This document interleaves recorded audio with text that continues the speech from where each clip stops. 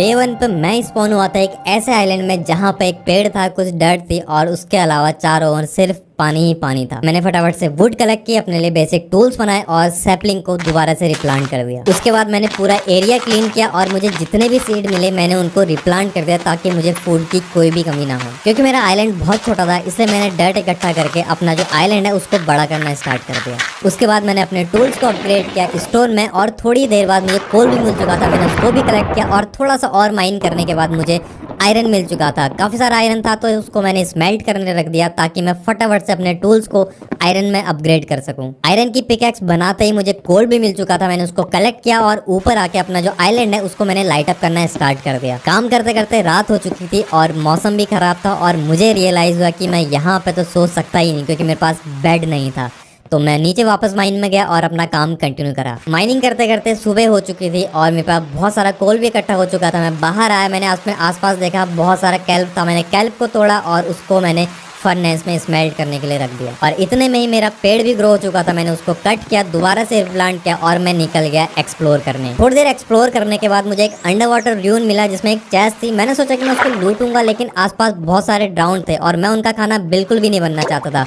मैं उसको चाहता तो लूट सकता था बट मेरे पास खाना नहीं था, इसलिए मैं वापस घर आ गया। घर आते ही मेरा आयरन भी स्मेल्ट हो चुका था तो मैंने फटाफट से अपने बाकी सारे टूल्स को भी आयरन में अपग्रेड किया। कुछ फिश को मारा ताकि मैं खाना खा सकूं और मैं दोबारा से माइनिंग के लिए निकल गया। काफी देर माइन करने के बाद मुझे एक अंडर वाटर रिवीन दिखी जहाँ पे मुझे मेरा पहला डायमंड मिला था। डायमंड देख के खुशी तो बहुत हुई थी पर मैं उसको माइन नहीं कर सका क्योंकि मैं प्रिपेयर नहीं था और आसपास खतरा भी बहुत था। इसलिए मैंने सोचा कि मैं इसको बाद में आके माइन करूंगा और मैं वापस आ गया वहाँ से। ऑन डे 3 मैं दोबारा से चले गया ओशन में एक्सप्लोर करने और थोड़ी दूर एक्सप्लोर करते हुए मुझे एक शिपरैक मिली जिसमें काफ़ी अच्छी लूट थी और अब जाके मेरे पास फूड के कुछ और भी रिसोर्सेज थे। मेरे को कुछ कैरेट मिले थे, कुछ बैम्बू मिले थे, कुछ वेट मिला था और साथ में सबसे बेस्ट चीज अब मेरे पास फाइनली एक इंचेंटेड लेदर का आर्मर था। मैंने सारी चीजों को कलेक्ट किया और मैं वापस आइलैंड की तरफ आ गया। पूरा दिन ओशन एक्सप्लोर करने के बाद रात के वक्त फाइनली मुझे एक और शिपरैक दिखी जिसके अंदर एक चेस्ट थी और वहाँ पे काफी सारी अच्छी लूट थी। मतलब वहाँ पे पहली बार मुझे पोटैटो मिला था और अब जाके मेरे पास फूड का एक और रिसोर्स था। मैंने फटाफट से चेस्ट कलेक्ट की और मैं वापस अपने आइलैंड की तरफ आ गया। वापस अपने आइलैंड पे पहुंचने के बाद मैंने एक बहुत बड़ी गलती की थी और वो ये कि मैंने एक हेलमेट पहना था जिसमें लगा हुआ था कर्स ऑफ बाइंडिंग, यानी कि अब जाके ये हेलमेट मैं कभी नहीं उतार सकता। सिर्फ दो ही कंडीशन है, या मैं मरूंगा या फिर अपने आप ये हेलमेट टूट के गिरेगा। तो अब मुझे इंतजार था इस कर्स के टूटने का। सुबह होते ही मैं एक और बार निकल गया एक्सप्लोर करने और थोड़ी देर एक्सप्लोर करने के बाद मुझे एक छोटा सा आइलैंड मिला जो कि शुरू होते ही खत्म था। लेकिन यहाँ पे एक ऐसी चीज थी जो मेरी जर्नी को बहुत आगे लेके जा सकती थी, वो थी शुगर केन। तो फाइनली अब मेरे पास शुगर केन भी हो चुका था। काफी एक्सप्लोर करने के बाद मुझे एक अंडर वाटर र्यून्स दिखा जिसके अंदर एक चेस्ट थी और उसमें थी एक बहुत कमाल की चीज, वो थी एक इंचेंटेड फिशिंग रॉड और अब जाके मैं और ज्यादा फूड कलेक्ट कर सकता था। पूरा दिन एक्सप्लोर करने के बाद जब मुझे कुछ भी नहीं मिला तो मैं आइलैंड पाया और मैंने फिशिंग स्टार्ट कर दी। मैंने फिशिंग स्टार्ट करी ही थी कि मुझ पे फैंटम ने अटैक करना स्टार्ट किया और फैंटम से बचने के लिए मैं निकल गया माइनिंग के लिए। पूरी रात माइनिंग करने के बाद डे 5 की सुबह जब मैं वापस लौट रहा था मुझे 2 स्पाइडर दिखी। मैंने उनको किल किया और मुझे मेरा पहला स्ट्रिंग दिखा। अब जाके मैं अपने बेड के थोड़ा सा करीब पहुंच चुका था। मैं वापस आइलैंड पाया और मैंने फिशिंग स्टार्ट कर दी और डे 6 की सुबह होने तक मैंने काफी सारे फिश कलेक्ट कर ली थी। डे 6 to 7 पूरा टाइम मैंने अपने फार्म पे काम किया और रात होते होते दोबारा से फैंटम ने मुझ पर अटैक कर दिया, लेकिन एक एक करके मैंने उन सबको मार गिराया। साथ में मैं अपना आइलैंड भी एक्सपेंड कर रहा था और दोबारा से अपने सीड्स को भी रिप्लांट करा था ताकि मेरे पास फूड की कोई भी कमी ना रहे। डे 8 की सुबह होते ही मैं दोबारा माइनिंग के लिए निकल गया और सबसे पहले मैं उन डायमंड के पास गया जो मैंने पहले छोड़ दिए थे। मैंने उनको माइन किया और मुझे 4 डायमंड वहां से मिले। मैंने उनको कलेक्ट किया और आगे माइनिंग करता रहा। थोड़ी देर में ही मेरी पिकैक्स टूट चुकी थी इसलिए मैं वापस आइलैंड पर आया और मैंने अपनी पहली डायमंड की पिकैक्स बनाई। उसके बाद मैं वापस माइनिंग के लिए निकल गया लेकिन मुझे सिर्फ और सिर्फ आयरन और कोल ही मिला। डे 9 पे मुझे कुछ और डायमंड्स मिले। मैंने उनको कलेक्ट किया और मैंने अपनी माइनिंग आगे कंटिन्यू की। थोड़ी देर तक और माइनिंग करने के बाद फाइनली मुझे एक माइन शाफ्ट मिल चुकी थी। इससे पहले माइन शाफ्ट मिलने की इतनी खुशी मुझे कभी भी नहीं हुई थी क्योंकि अब जाके मैं यहाँ से स्ट्रिंग कलेक्ट कर सकता हूँ और अब जाके मैं शायद अपने लिए एक बेड भी बना पाऊंगा। माइन शाफ्ट में घुसने की देरी थी कि मुझ पे क्रीपर ने अटैक कर दिया। उससे मैं जैसे तैसे निपटा ही था कि मैंने देखा सामने की तरफ से ज़ॉम्बीज़ का एक झुंड मेरी तरफ बड़ा आ रहा था। मैंने एक एक करके उनको भी मार गिराया और मैं आगे एक्सप्लोर करने लगा। क्योंकि खतरा आगे और भी बढ़ने वाला था, इसलिए मैंने अपने टूल्स को फटाफट से डायमंड में अपग्रेड किया और मैं आगे बढ़ने लगा। थोड़ी दूर पे मैंने देखा कि बहुत सारे कोब वेब्स हैं और उसके पास में एक स्पॉनर मुझे दिखाई दिया, जो कि था एक स्पाइडर का स्पॉनर। और जो यहाँ से स्पाइडर निकलते हैं वो बहुत ही ज्यादा डेंजरस होते हैं, इसलिए सबसे पहले मैंने उस स्पॉनर को तोड़ा।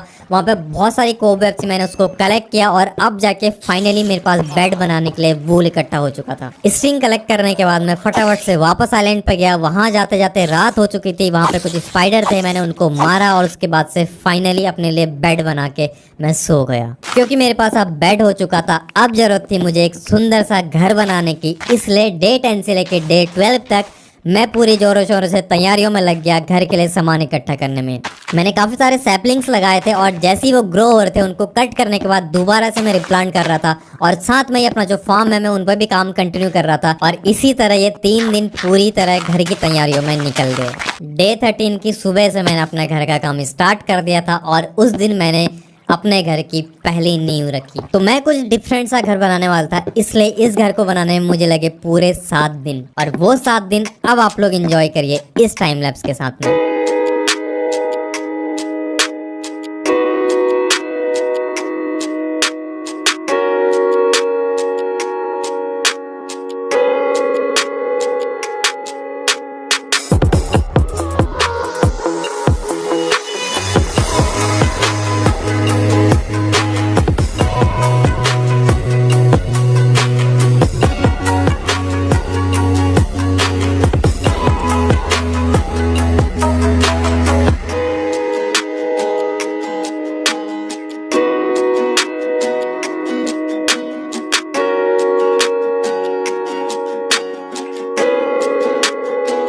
डे 20 की मॉर्निंग में मेरा घर का स्ट्रक्चर पूरा कंप्लीट हो चुका था। अब जाके मैंने अपना जितना भी सामान बाहर बिखरा पड़ा था उसको घर के अंदर शिफ्ट किया और उसके बाद मैं लग गया इंटीरियर पे।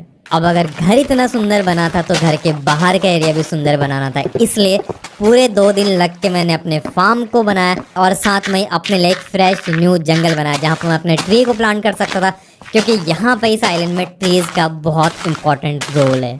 डे 23 की सुबह होते ही मैं फिर से माइनिंग के लिए निकल गया। मैं माइनिंग के लिए जा ही रहा था कि सीढ़ियों में मुझे सफ़ेद कपड़ों में एक लड़का दिखाई दिया। मैंने उससे नाम पूछा तो उसने बोला स्केलेटन। नाम सुनते ही मैंने उसकी खोपड़ी पे तो तलवारें मारी और मैं आगे बढ़ गया। पूरा दिन माइनिंग करने के बाद मुझे फाइनली 8 डायमंड के और मिले। मैंने उनको कलेक्ट किया और अपनी माइनिंग आगे कंटिन्यू करी। माइनिंग करते करते डे 24 में मुझे कुछ और डायमंड्स मिले। मैंने उनको कलेक्ट किया और थोड़ी ही दूर जाके मेरी पिकैक्स भी टूट गई। मैंने वहीं पर अपने लिए एक नई डायमंड की पिकैक्स बनाई और थोड़ी देर में मुझे एक और डायमंड मिला। मैंने उसको कलेक्ट किया और आगे अपनी माइनिंग कंटिन्यू की। माइनिंग करते करते डे 26 की सुबह हो चुकी थी और मुझे उसके अलावा कोई भी डायमंड नहीं मिला, इसलिए मैं वापस घर आ गया। घर वापस आने के बाद अब बारी थी एक एक्सपी फार्म बनाने की, इसलिए मैंने उसके लिए तैयारियां शुरू कर दी। मैंने एक छोटा सा ब्रिज बनाया जो मेरे एक्सपी फार्म से मेरे आइलैंड को कनेक्ट करता था। ब्रिज बनाते बनाते हो चुकी थी मुझे रात, इसलिए मैं चले गया सोने के लिए। क्योंकि मैं साथ साथ में अपना आइलैंड भी एक्सपेंड कर रहा था, इसलिए मुझे रियलाइज हुआ कि मेरे पास इनफ स्टोन नहीं है एक्सपी फार्म के लिए। इसलिए डे 27 में मैं पूरा दिन माइनिंग के लिए चले गया और स्टोन कलेक्ट करने के बाद डे 28 से मैंने अपना एक्सपी फार्म बनाना स्टार्ट कर दिया।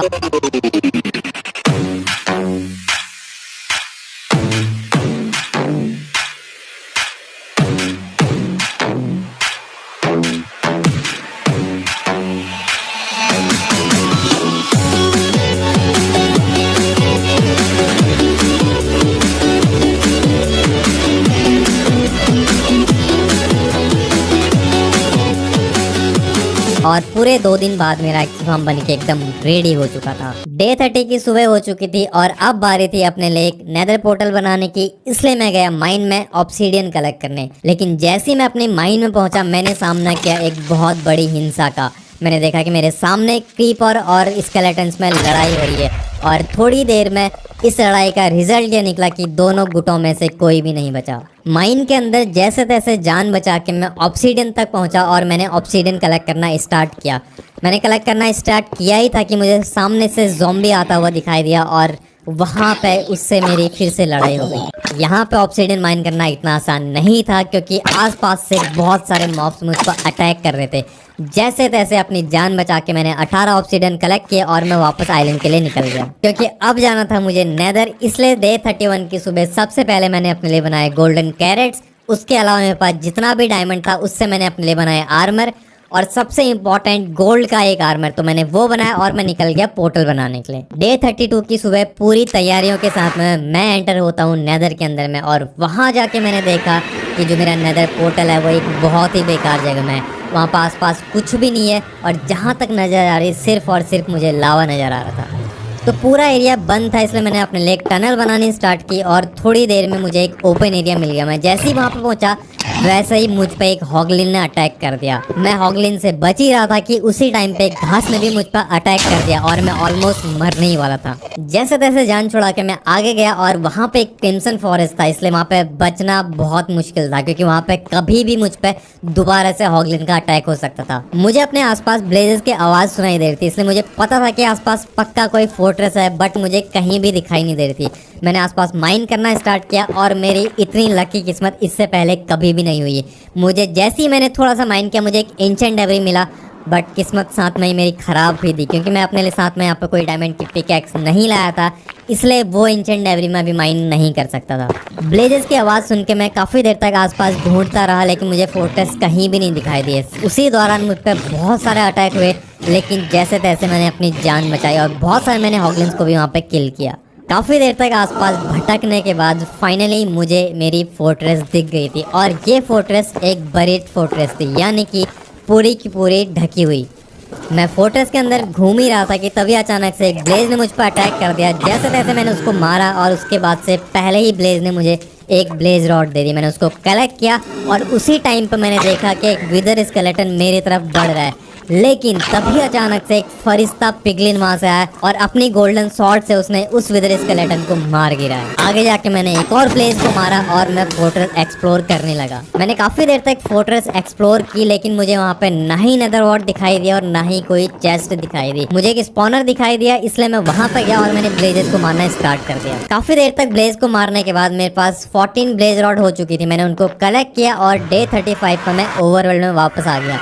जैसे ही मैं वापस आया मैंने देखा कि मैं एक कोई अलग ही पोर्टल में आया हूँ। मतलब जो मेरा पोर्टल मैंने बनाया हुआ था अपने बेस के पास में, वो ये वाला पोर्टल नहीं था। मुझे समझ नहीं आया कि क्या हुआ, लेकिन वो बहुत ज़्यादा दूर नहीं था, इसलिए मैं बोट से घर वापस आ गया। डे 36 में एक बार फिर से मैं माइनिंग के लिए निकल गया क्योंकि अभी भी मेरे पास डायमंड की बहुत कमी थी। मेरे पास डायमंड का पूरा आर्मर भी नहीं था और इस बार मेरे पास डायमंड की पिकैक्स बनाने के लिए भी डायमंड नहीं था। तो मेरे पास आयरन की पिकैक्स थी और उसी से मैं माइनिंग कंटिन्यू करता गया। जैसे ही मुझे थोड़े से डायमंड मिले मैंने अपने लिए डायमंड की एक नई पिकैक्स बनाई और अपनी माइनिंग कंटिन्यू की। तो इसी तरह काफ़ी टाइम तक माइनिंग करने के बाद मैंने बहुत सारे डायमंड कलेक्ट किए और डे 38 पर मैं वापस अपने बेस के लिए निकल पड़ा। वापस आते टाइम मैंने कुछ ऑब्सीडियन भी कलेक्ट किया क्योंकि अब जाके मुझे बनानी थी एक इंचेंटमेंट टेबल, इसलिए मैंने वहां से ऑब्सीडियन माइन किया और मैं वापस अपने घर पे आ गया। घर आने के बाद सबसे पहले मैंने अपने लिए एक इंचेंटमेंट टेबल बनाई, उसके बाद से अपनी पिकैक्स को इंचेंट किया और डायमंड की लेगिंग और हेलमेट बना के फाइनली मेरा डायमंड का आर्मर पूरा कंप्लीट हो चुका था। इंचेंटमेंट रूम के लिए सबसे ज्यादा इंपॉर्टेंट होता है पेपर। पेपर के लिए मेरे पास शुगर केन थे लेकिन लेदर की यहाँ पे बहुत कमी थी। यहाँ पर लेदर बिल्कुल भी नहीं था मेरे पास।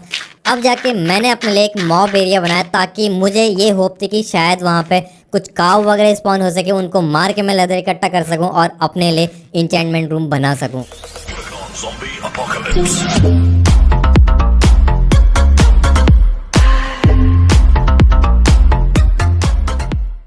डे 39 हो चुका था और अब जाके मुझे पेपर की भी जरूरत थी। मेरे को लेदर तो चाहिए था लेकिन साथ में पेपर बहुत इंपॉर्टेंट था, इसलिए मेरे पास जितने भी शुगर केन थे मैंने उनको प्लांट करना स्टार्ट किया। और प्लांट करने के लिए मैंने अपना जो जंगल था उसको पूरा काटा और वहाँ पे उस जगह को मैंने रेडी किया ताकि मैं वहाँ पर शुगर केन लगा सकूँ। मैंने उसके साथ में जितने भी मेरे फार्म्स हैं उन पर काम किया। मैंने जो वीट थी उसको तोड़ा, दोबारा से रिप्लांट किया और इसी तरीके से हमारा डे 39 निकल गया। इंचेंटमेंट रूम बनाने के लिए लेदर की बहुत ज़्यादा ज़रूरत थी और अब जाके मैंने डिसाइड किया कि मैं एक बार फिर से नेदर जाऊंगा और वहां पर हॉगलिन्स को मारूंगा साथ ही मेरे पास जितना भी गोल्ड अभी तक मैंने माइन किया था मैं उनको भी लेके गया था ताकि मैं पिगलिन से ट्रेड कर सकूं और उनसे भी लेदर ले सकूं। नेदर में एंटर करते ही मैंने कुछ क्वार्ट्ज माइन की ताकि मैं बाद में उनका यूज कर सकूं। साथ में कुछ मैग्मा को भी मैंने मारा और उसके बाद से मैं चला गया पिगलिन से ट्रेड करना। ट्रेड करते करते साथ में वहां पर जितना भी मुझे गोल्ड दिख रहा था मैं उनको भी साथ में माइन करते जा रहा था ताकि मेरे पास गोल्ड की कोई भी कमी ना रहे। तो इसी तरह हॉगलिन्स को मार के माइनिंग करके उनसे ट्रेड करके डे 41 पे फाइनली मेरे पास बहुत सारा लेदर इकट्ठा हो चुका था और मैं वापस ओवरवर्ल्ड के लिए आ गया। डे 42 पे अपने इंचेंटमेंट रूम के लिए मैंने कुछ बुक शेल्फ बनाई। अब जाके मेरे पास लेदर तो था लेकिन अभी भी मेरे शुगर केन बड़े नहीं हुए थे, तो मैंने डिसाइड किया कि मैं एक एक्सप्लोरेशन के लिए निकलूंगा, शायद इसी आस में मुझे कुछ और चीजें मिल जाएं। थोड़ी देर एक्सप्लोर करने के बाद मुझे एक रियून पोर्टल मिला और जैसे ही मैं उसके पास गया वहां पे 2 गोल्ड के ब्लॉक थे। मैंने जल्दी से उनको माइन किया।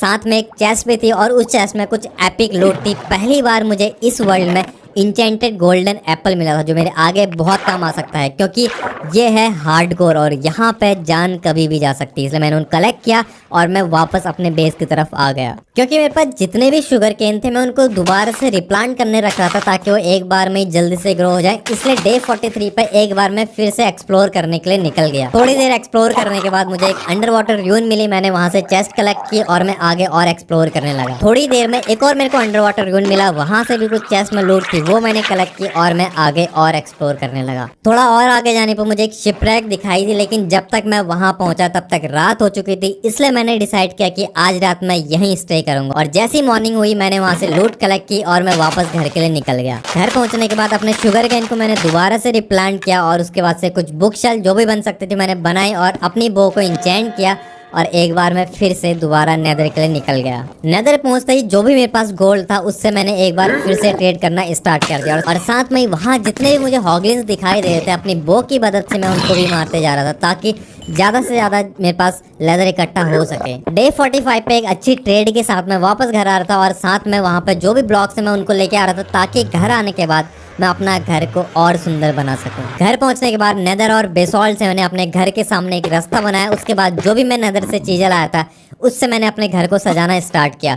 रात होते होते जैसे मैं घर सोने के लिए जा रहा था तो मैंने देखा कि मेरे घर के सामने एक क्रीपर जा रहा था और वो मेरी तरफ जैसे ही बढ़ने लगा मैंने फटाफट से अपनी बो से उसको मारा और मैं सोने के लिए चले गया। डे 46 पे मैंने सबसे पहले अपने शुगर केन को दोबारा से रिप्लांट किया और अपने लिए एक AFK एरिया बनाया और मैं पूरा टाइम AFK रहा। वापस आने के बाद मैंने बहुत सारे मॉब्स को मारा और काफी सारे एक्सपी मैंने कलेक्ट कर लिए और अब जाके फाइनली मैंने अपने बोट की पार्किंग के लिए एक एरिया बनाया ताकि मैं एक जगह पर अपनी बोट्स को पार्क कर सकूं और वो जगह दिखने में भी सुंदर हो। अपनी माइन के लिए स्टेयर्स लगाना स्टार्ट किया ताकि मैं जल्दी से ट्रेवल कर सकूं। डे 48 पे मैं एक बार फिर से नेदर के लिए निकल गया। मैंने थोड़ा सा एक्सप्लोर किया और थोड़ी देर में ही मुझे फाइनली एक और नेदर फोर्ट्रेस दिखाई दी और ये वाली फोर्ट्रेस काफी ज्यादा बड़ी थी। फोर्ट्रेस में थोड़ा सा घूमने के बाद मुझे फाइनली नेदर वॉट मिल चुका था। मैंने वहां पर जितने भी नेदर वॉट थे उनको कलेक्ट किया और मैं आगे चला गया। थोड़ा सा आगे जाने के बाद मुझे कुछ चेस्ट मिली, वहां पे जो भी लूट थे मैंने उनको कलेक्ट किया, कुछ ब्लेजेस को मारा और मैं वापस बाहर आ गया। वापस आते टाइम मैंने जितना भी गोल्ड इकट्ठा किया था मैंने उनसे पिगलिन से ट्रेड करना स्टार्ट किया, कुछ और लेदर इकट्ठा किया और मैं अपने पोर्टल की तरफ आ गया। ऑन डे 49 मैंने अपने नेदर वॉट का फार्म बनाना स्टार्ट किया। उसके अलावा जो भी मेरे शुगर केन थे मैं उनको बार बार रिप्लांट करा था ताकि ज्यादा से ज्यादा मेरे पास शुगर केन इकट्ठा हो सके